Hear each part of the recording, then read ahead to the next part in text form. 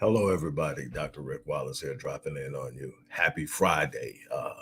No matter what's going on over the week, you've made it. This is the last weekday. Hopefully, you finish strong, no matter what. Finish. I can't tell you how important that is. If you know me, you know my mentality, you know my philosophy. It's about going the distance. It's about hitting things and refusing to allow those things to stop you.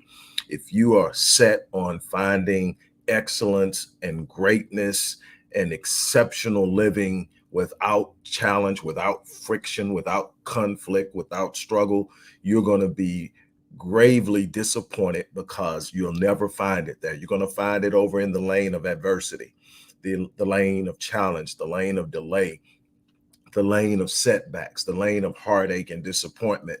You're going to find those things. Good morning. Good morning.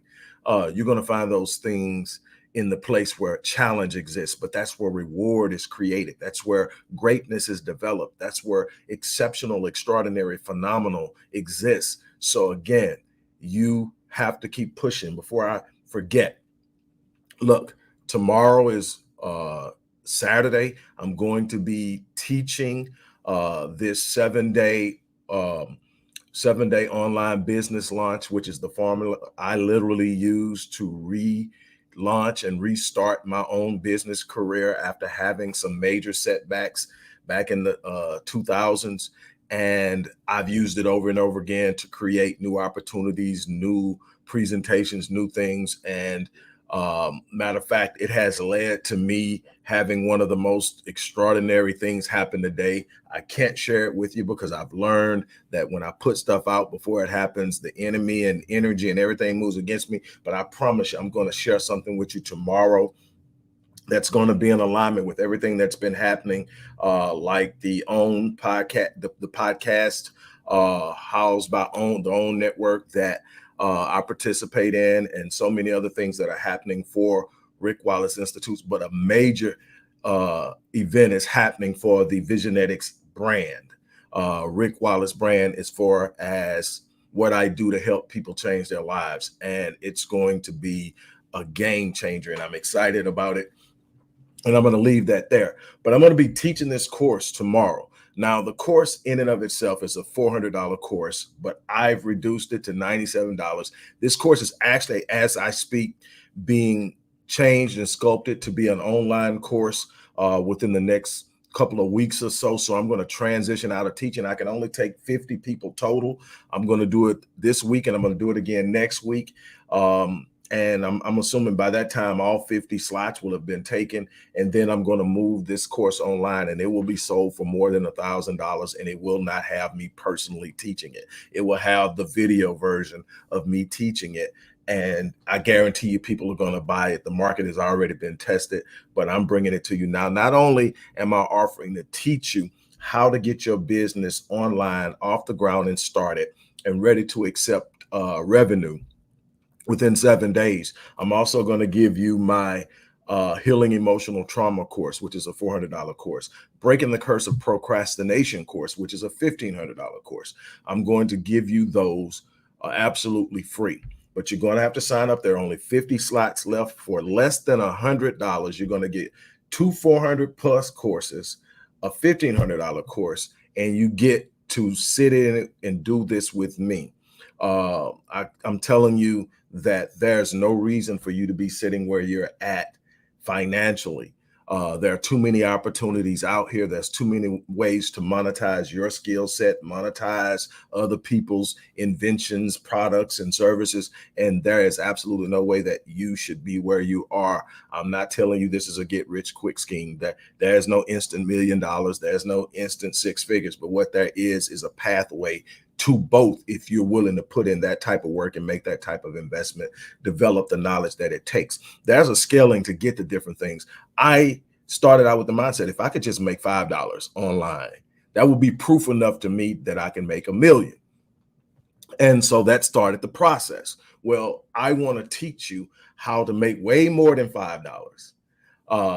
And so That the link is in there. Read it, kind of get an idea. Also, when you click that link, you'll get to hear the story about what happened to me and how I ended up having to start over and what I did and how I invested in myself and how I'm going to save you a lot of the heartache and headaches that I had to go through to learn this thing and develop it. And I want you to be a part of it. Again, the link is in the description box. Now, let me talk to you. I want to flip back to where I was in the beginning. I had to get that out of the way. That's one of the ways I pay for all the free content I give you is by people literally coming to work with me. So I have to get that stuff out there. Look, check this out. If you've been through something, and we all have, some of us as children, some of us in our relationships, some of us in our businesses, some of us in random situations like car accidents or robberies and shoot. I mean, we've been through some things. We've been hurt. We've been failed. We've been let down. We've been frustrated. We've had to deal with some consequences of our own decisions that have left us shaken. And here's the thing. In order for you to be everything that you need to be, you need to heal. Here's the problem. Healing hurts. Healing hurts because you're left to face the very thing that brought you the pain. The tendency is to do one of several things. A lot of people suppress it. They tell themselves, I'm good. I'm okay. Some people suppress it on the rebound. What do you mean? You break up and before you know it, you're already with someone. And what are you doing? You're trying to get rid of the pain of losing someone by replacing them with a placeholder until you get past it. There's a problem with that in so many different ways. But I'm not going to get into the specifics. What I'm talking about is some of the things we do. Next thing you do is you become distrusting. You become everything is the problem. Everything is the problem. And you don't put in the work because you're the victim now and everybody's doing, and so you don't put in the work. That's not a good place either. The other thing is you become hyper engaged, hyperactive, and nothing is ever going to happen to you again. So now you can't experience life in the joy of being loved and loving. You can't experience life in the joy of going after something great because you're in this corner of comfort, but you're afraid if I take that risk, I'll hurt again. I'll have another business setback. I'll have another financial problem. I'll have another broken relationship. I'll have another situation where I'm let down in some type of way. And you don't put in the work. Let me tell you something. Putting in the work to heal is an absolute necessity. And here's why. There's a need for wholeness in order to experience this life at the level that you were meant to experience it. More importantly, there is a need for wholeness in order for you to have the impact that you were designed to have. In other words, existing on this planet, in this world, in this space means that you have a purpose. It means that there's something inside of you. There's a gift. You're going to be hearing a lot about that word gift. I'll tell you that much. You're going to be hearing a lot about the word gift, a lot about the word, the term, the mind unleashed. And I'm going to be excited about how you're going to actually get this. But let me tell you, the natural proclivity when you experience pain is to get as far away from the pain as you can, as quickly as you possibly can. Very rarely do you face the dynamic that created the problem to ensure that you're aware of it and how you participated and moved in it that created it. Normally it's just, oh, that hurt. That person was responsible for it hurting, or this thing was responsible for it hurting, or this economy, or situation, or whatever it is that you're experiencing that has created this severe impact that has created some level of traumatic or emotional experience that you need to deal with. Now you're running from it and you're not healing it. Stop running. You need to face it. You need to face exactly what's causing it. Not a lot of people are coming out of situations and the problem isn't even what occurred in the situation. The problem existed before the situation started. But convincing yourself that I'm good, convincing yourself that I'm healed, convincing yourself, I'm going to tell you something. I have a life coach. I have 2 spiritual advisors, and I have a therapist. I consider myself to be one of the foremost experts at human behavior and helping people change their lives. I've had some of the great names that everybody recognizes literally contact me and commend me on the way I do things. A big part of the reason that this new opportunity exists is that other people are starting to recognize it one at a time. Oh, how about now? I'm sorry. I'm self muted. One last chance. One check in. One check in. Let me, I know what I can do.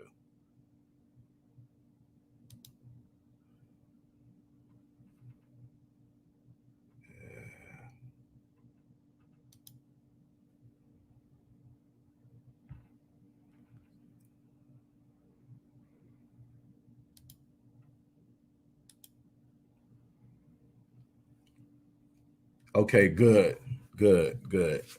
I don't know what happened, guys. I definitely apologize for that. Uh, all kind of technical difficulties, but anyway, the gist of what was missed in this, I'll do the best I can to edit it once I get it up.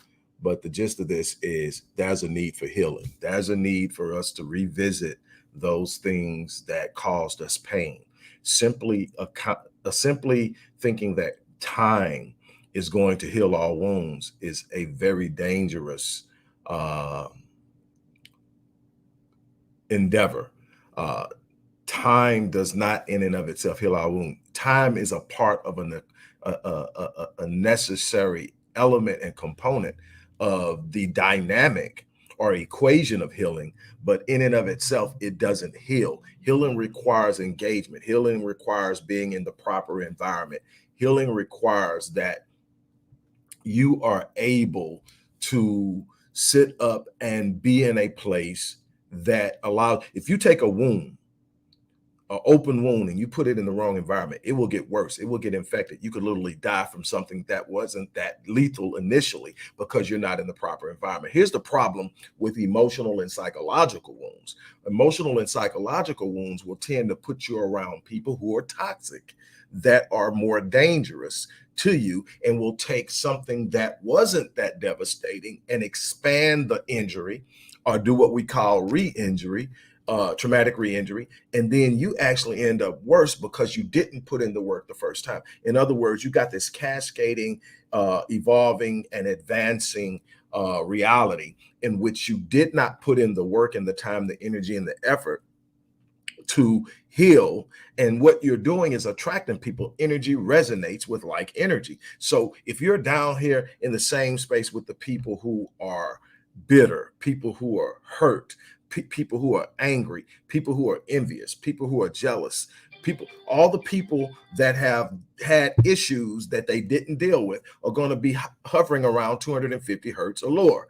What happens is that energy resonates. You're attracting people that don't have the ability or the capacity to pour into you what you need. You literally have to make this uncomfortable push to pull yourself out of the natural desire to be in a place where you can tell people, this person did this to me, that person did this to me, and all. It feels good because you're venting, and you may need a venting session, but you can't stay in the venting stage. Why?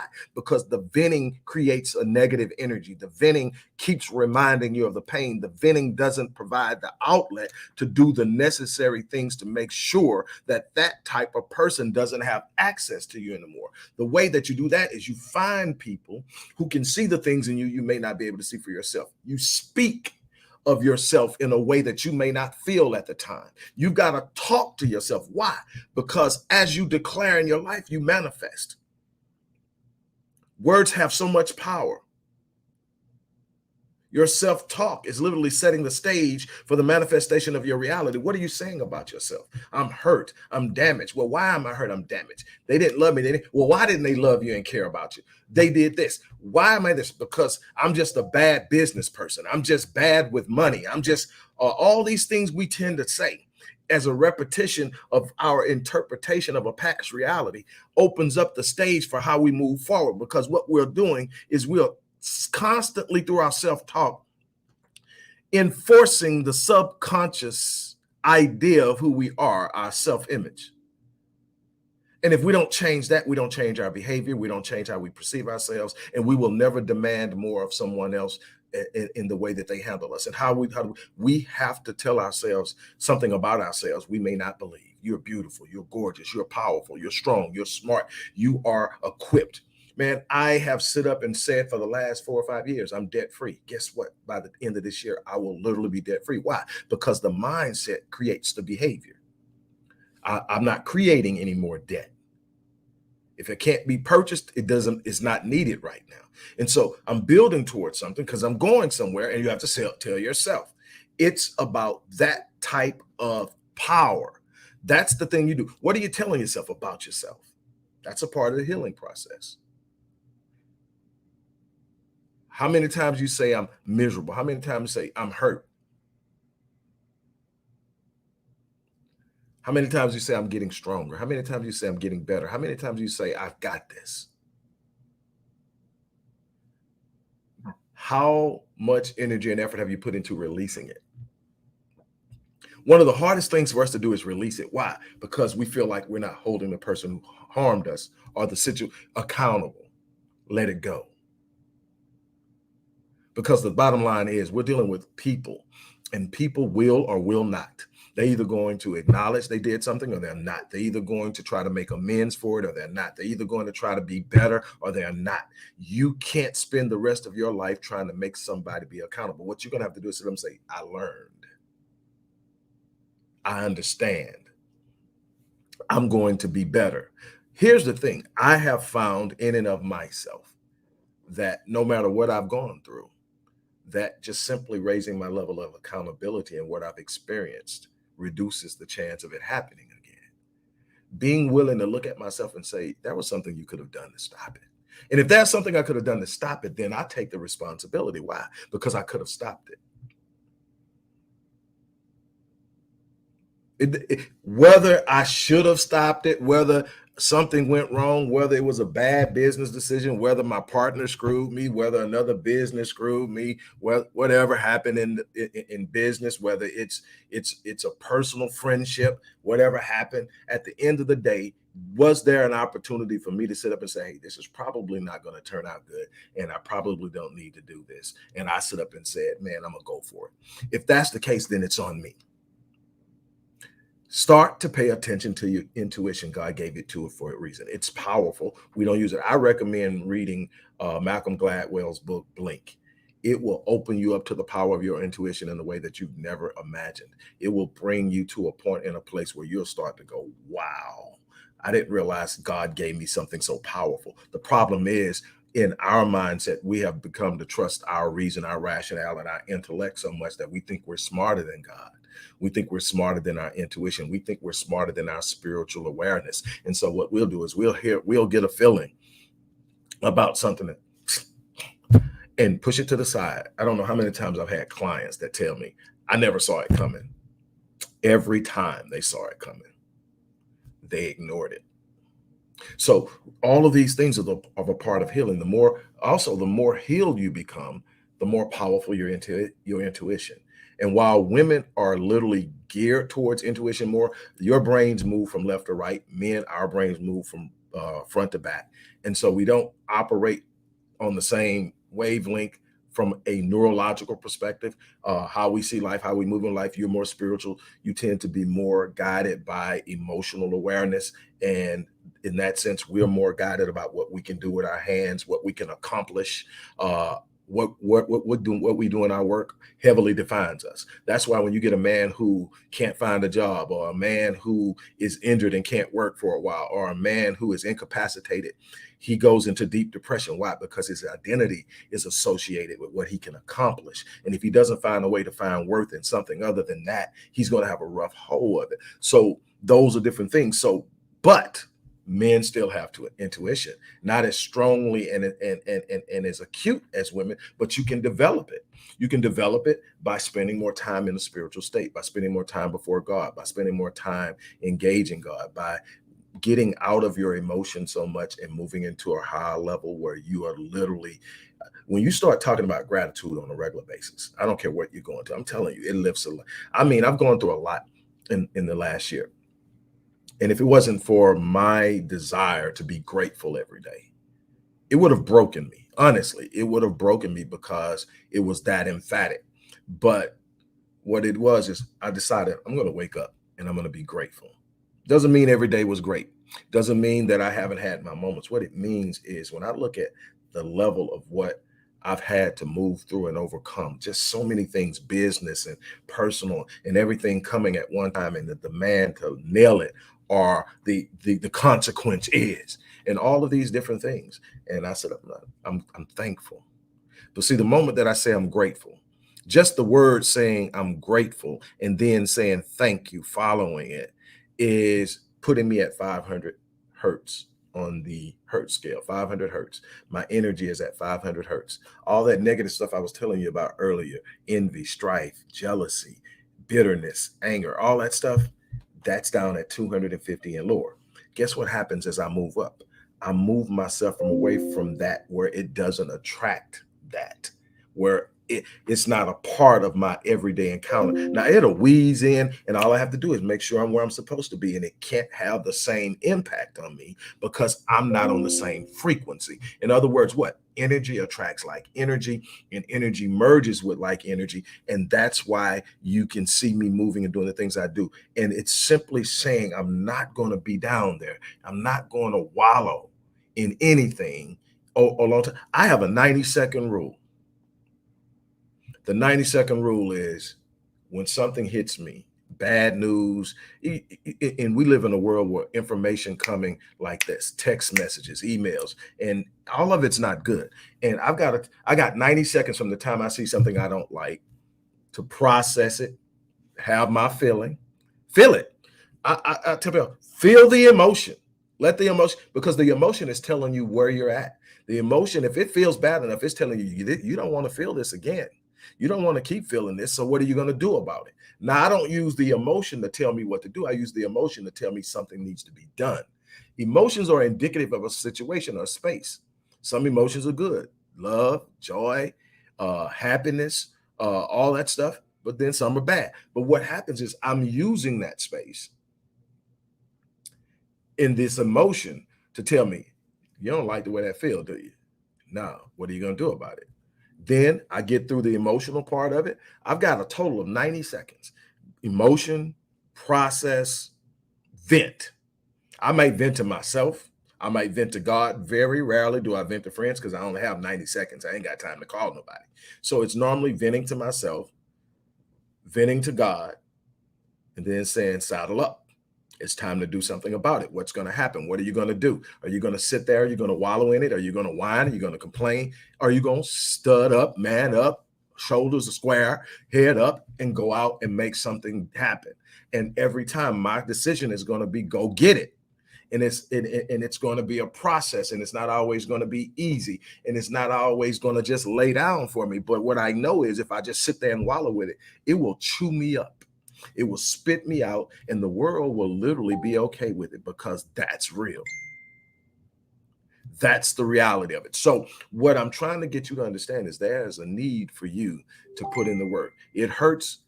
It hurts when something goes wrong.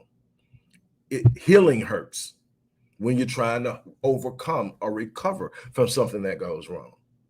But what hurts more is you look back 10 years, 15 years, and you're still dragging the anchor of the problem that occurred 15 years ago because you didn't deal with it. And now it's tearing up stuff in your current situation. It's tearing up stuff in your life. Just imagine if you came in the house with this big jack, you had to do some work on your car.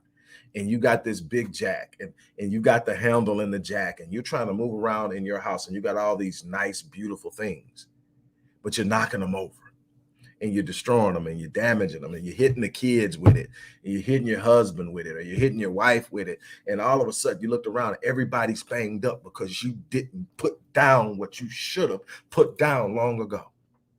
That's what's happening when you keep dragging all of that emotional baggage forward. You're knocking down stuff, you're tearing up stuff, you're injuring other people. It's time to let it go. It's time to let it go. That's my challenge to you. And if you need to get help, get help. I told you at the beginning of this video, I have help. I've got a therapist, I've got a coach, and I've got 2 spiritual advisors. that I lean into. Why? Because this world is big. And when you've got in your mind that you're going to do something great, it comes with challenges. It comes with weight. It comes with gravity. It comes with friction, conflict, and resistance. There's a force that comes from different places that doesn't want you to do what you were put here to do. But I refuse to play small. I refuse to entertain dwarfed goals and colorless dreams. I refuse to sit back in a corner of comfort and squeak through, hoping nobody notices me and challenges me. I just want to make it. No, I came to make my presence felt. I came to leave an impact. I came to leave a legacy. And I understand that there are going to be some that don't like the legacy I'm leaving, some that don't like my disposition, some that don't like the sound of my voice, some that don't like the way I dress, some that don't like the way I look, some don't like the fact that people like me. It's going to be all of these different things coming at you. And you can only withstand it if you're healed. Some of my greatest struggles have been trying to take on massive endeavors from a place of brokenness. Oh, and you get there. Anybody that tells you they ain't never been at a place of brokenness, don't trust them. It's not avoiding the brokenness. It's understanding how to get through it and overcome it and heal from it. That's going to determine where you land in this world. That's my challenge to you. My challenge is for you to stand up and walk into your greatness. And it starts with healing. On that note, I'm going to get ready to get out of here. Like I always say, I live my life on full so that when I leave this place, I die on E. Again, for anybody that is looking to establish an online presence for the purpose of making money, I'm starting my first class. I'm only taking 50 people. I'm going to teach you the exact formula I've used for 12, 13 years to reestablish my business career online. And it has worked tremendously. It is still working. It is working better each time. And I'm going to teach you, no matter where you're at, you can start. And you can start with no startup capital. And I am taking this course, which is a $400 course, and I'm offering it until I get 50 people at $97. I'm going to give you 2 additional courses on top of it. I'm going to give you the healing emotional trauma. We just talked about healing. I'm going to give you the course that'll walk you through healing your trauma. And I'm going to give you the course breaking the curse of procrastination. Procrastination is the biggest thief of time. This course will show you how to overcome that. On that note, all that's in there, and you get to read a little bit of the story. When you click that link, it's going to take you to a landing page where you get to read a little bit of the story about what happened and how I had to come back and what I did and who helped me and how I moved. And then you'll get a chance to join me and let me help you. With that being said, look, I'm out of here.